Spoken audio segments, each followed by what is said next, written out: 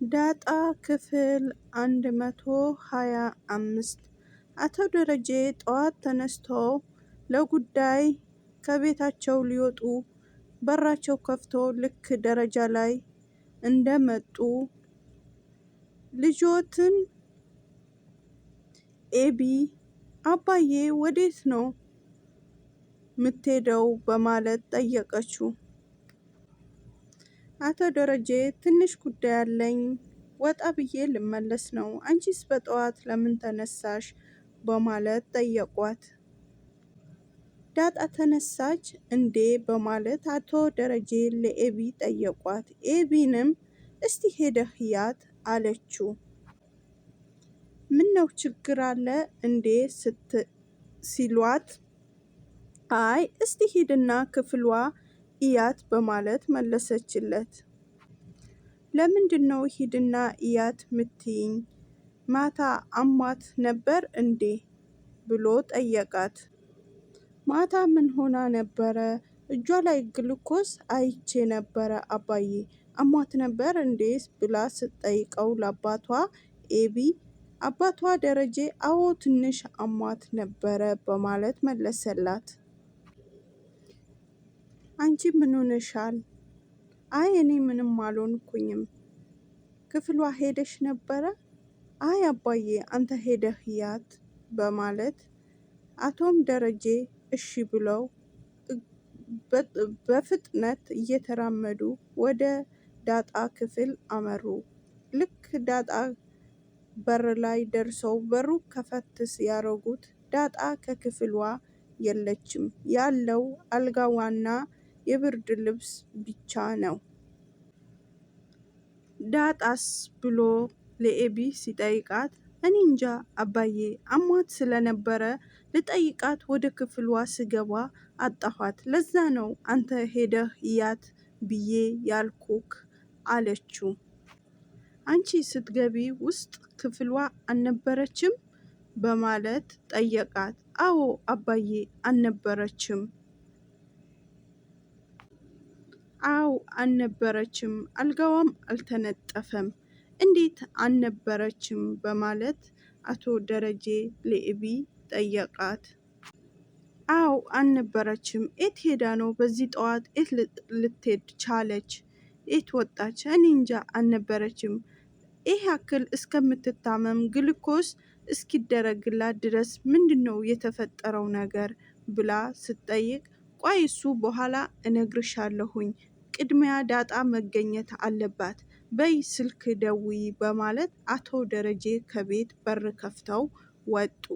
እንደወጡ ዘበኛውን አገኙትና ሲጠይቁት አልወጣችም አላየኋትም ብሎ አለ። ተኝተህ ነበር እንዴ ብሎ ሲጠይቁት አይ ትንሽ ነበረ ሸለብ ያረገኝ ደጅ ላይ ሞተር ሲጮህ ጊዜ ቀስቅሶኝ ተነሳሁኝ እና ከቤት ከፍታ አልወጣችም በማለት ለአቶ ደረጀ መለሰላቸው። አቶ ደረጀ ዞር ብለው ስልካቸው አውጥተው ወደ እናቷ ሰላም መደወል ጀመሩ። ወደ እናቷ ሰላም ሲደውሉ እናቷም ሰላም እኔ ጋር አልመጣችም አላየኋትም በማለት በስልክ ቃለ ምልልስ አደረጉ። ዳጣ ወደ ሰላም ቤት እንዳልሄደች ተረዱ ማለት። ገዛኸኝም ድጋሚ ምናልባት ማታ ወጥታ ከሆነ ብሎ ደረጀ ሲጠይቁት ገዛኸኝ ደግሞ ማታ አብራችሁ ከገባችሁ በኋላ ማንም ሰው አልወጣም በማለት መለሰ። ኤቢ ወደ ዮሃ ክፍል መጣች። በሩን ከፈት አርጋ ገባች። ስትገባ ዮሃ ተኝታ ነበረ። አንቺ ምንድነው ክፍልሽ ቆልፈሽ አተኝም እንዴ አለቻት። ውሃ አንቺ ጋር አልመጣችም እንዴ ዳጣ ብላ ጠየቀቻት። ውሃም እንቅልፏ ላይ ነበረ። በእንቅልፍ ልቧ መጥታ ነበር አለቻት። እሺ ምንድነው ያለችሽን ምን አለችሽ ብላ ኤቢ ጠየቀቻት። ዮሐን በእንቅልፍ ልቧ በረረች ብላ አለቻት።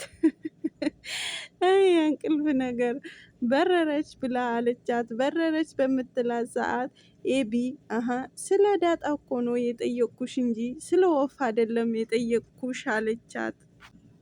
አዎ በረረች አለቻት። ኤቢም እያወራሁሽ ታንቀላፊያለሽ እንዴ እንቅልፋም አለቻት። አረ ነቅቼ ያለሁ አለቻት። ዳጣ እንዴት ነው የበረረችው ብላ ስትጠይቃት ክንፏ እንደዚህ አድርጋ እንደዚህ ሆኖ እንደዚህ አድርጎ በማለት መለሰችላት። አንቺ በህልምሽ ነው እንዴ የምታወሪው በማለት ኤቢም ጠየቀቻት። ጭራሽ ይውሃ የዳጣን ወሬ ትታ ስለ ራሷ ቁርስ ምናምን ማውራት ጀመረች። ኤቢም ተናዳበት አንቺ ታመሻል፣ ወደ ውጭ ሀገር ሄደሽ መታከም አለብሽ ብላ ጥላት ወጣች።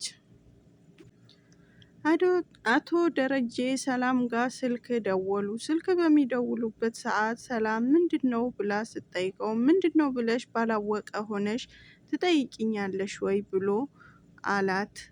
ምንድነው የተፈጠረው ብላ ስትል ጊዜ ምንድነው ብለሽ እንደገና ትጠይቂኛለሽ እንዴ ለመደበቅ እየሞከርሽ ነው ብሎ ይላታል።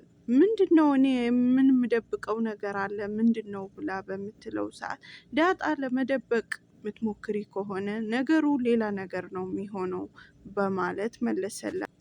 ሰላም ልጅሽ ለመደበቅ እየሞከርሽ ነው እንዴ ብሎ አላት። እሷ ከኔ ለመደበቅ እየሞከርሽ ከሆነ አንኗኗራትም በማለት እኔ በምን አውቃለሁ ወደ እኔ አልመጣችም፣ እኔ እናቷ መሆኗን ታውቃለች ብላ ጠየቀችው ሰላም። አቶ ደረጀ አው ማታ ነግሬያት ነበረ ብሎ አላት። ሰላም እንግዲህ ልጄ ምን ሆነች ብላ ስልኩን ጨረሱ እና የት ሄደች ብላ አለች ሰላም። የት እንደሄደች እኔ እንጃ፣ ስልኳንም እቤት ጥላ ነው የወጣችው ብሎ አላት። ልጄ ስትል ልጄ አትበይ፣ ልጅሽም እኔም ልጄ ናት ብሎ አላት። ይልቁንስ ከመጣች ደውይ፣ ሰላም ዋይ በማለት ስልኩ ዘጉ አቶ ደረጀ። ኤቢ ወደ ወንድሟ ክፍል አመራች። ለወንድሟ አንተ መች ነው አርፍደህ የምተኛው ብላ ስትለው እንኳን ደክሞኝ አርፍጄ እተኛለሁ በማለት መለሰላት። ዳጣ አላየሃትም እንዴ ብላ አለችው። ምን ነው በጠዋት ብሎ ሲላት ምን ነው በጠዋት ብሎ አላት። ዳጣ አላየሃትም እንዴት ነው እኔ ክፍል የምትመጣው በማለት መለሰላት። እሺ አላየሃትም የት ሄዳ ነው ብሎ አላት። እቤት ውስጥ የለችም እኔ እንጃ፣ ስልኳንም ጥላ ነው የወጣችው በማለት ኤቢ ለወንድሟ ነገረችው። የኤቢ ወንድም እሺ ገዜስ አላያትም ብሎ ጠየቃት። አው ገዜም አላየሁም አለችው። ለዛም አላየቻትም ማንም ሰው አላያትም እንዴ ብሎ አላት። አው እሷንም ጠይቂያት ነበረ አላየኋትም አለችኝ ብላ አለችው ኤቢ ለወንድሟ። ኤቢ አላቅም ናታን በማለት ለናታ ነገረችው። ማታ ራሱ ምን እንደተፈጠረ አልነገራችሁኝም ብላ አለችው። ወይም ፈርታ ደንግጣ ጠፍታ ይሆናል። ናታን በሩን ከክፍሉ ናታን በሩን ክፍት አድርጎ ኤቢና ናታ አብረው ተያይዘው ወጡ።